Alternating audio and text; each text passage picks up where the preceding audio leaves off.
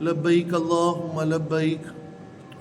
وہ خوش نصیب عازمین حج جو اس سال حج بیت اللہ کی سعادت پانے کا ارادہ رکھتے ہیں،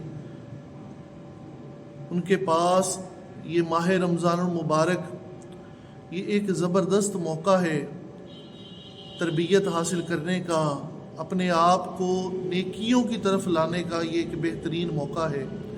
ابھی پچھلے دنوں میں گورنمنٹ اسکیم کے عازمین حج کی تربیت ہوئی، جس میں ان کو انتظامی امور، مناسک عمرہ، مناسک حج کے بارے میں کچھ معلومات ملی، کچھ بتایا گیا۔ لیکن یاد رکھیے کہ یہ مناسک عمرہ، یہ مناسک حج، یہ تو وہ باتیں ہیں کہ جو آپ نے وہاں پر جائیں گے تو وہاں پر جا کر یہ اعمال کرنے ہیں، لیکن ان کے علاوہ وہ اسلام کی بنیادی باتیں جو ایک مسلمان ہونے کے ناطے ہم میں سے ہر ایک کو پتہ ہونی چاہیے، ان باتوں کا علم انتہائی ضروری ہے۔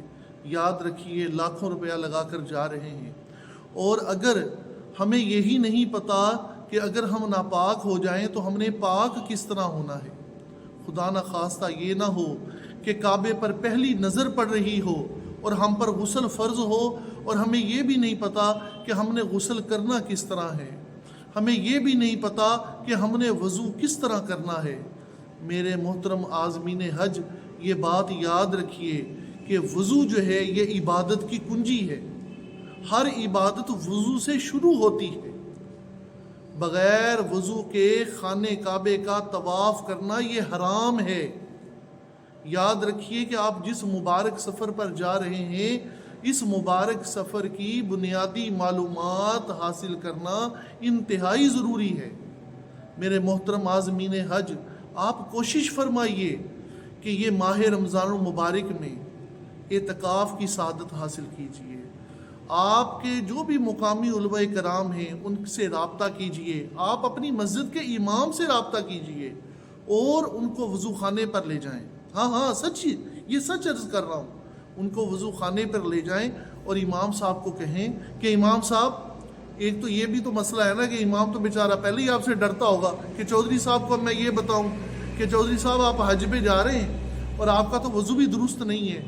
انہیں کہیں یار یہ آپ نے میرے ساتھ یہ بھلا کرنا ہے، میں وضو کرتا ہوں، مجھے یہ بتائیں میرا وضو بھی درست ہے کہ نہیں ہے، وضو کے فرض کتنے ہیں یہ ہمیں معلومات ہونی چاہیے، غسل کے کتنے فرض ہیں۔ اچھا پھر عمرہ اور حج یہ تو نصیب والوں کو ملتا ہے نا کہ آپ وہاں پر جائیں گے تو حج کریں گے۔ حج کرنا ایک مرتبہ فرض ہے اور نماز روزانہ 5 وقت فرض ہے۔ کیا ہماری نماز درست ہے؟ کیا ہمیں نماز کے فرائض کا پتہ ہے؟ کیا ہمیں نماز کی شرائط کا پتہ ہے؟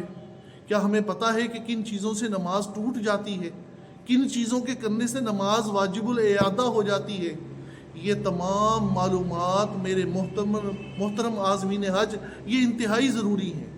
اس ماہ رمضان کو غفلت میں بالکل نہ گزاریے، اور یہ جتنے دن آپ کے پاس ہیں ان کو غنیمت جانیے۔ آپ مجھ سے رابطے میں آ جائیے، میرے واٹس ایپ نمبر پہ رابطے میں آ جائیے، اور ہم آن لائن کلاسز لے سکتے ہیں۔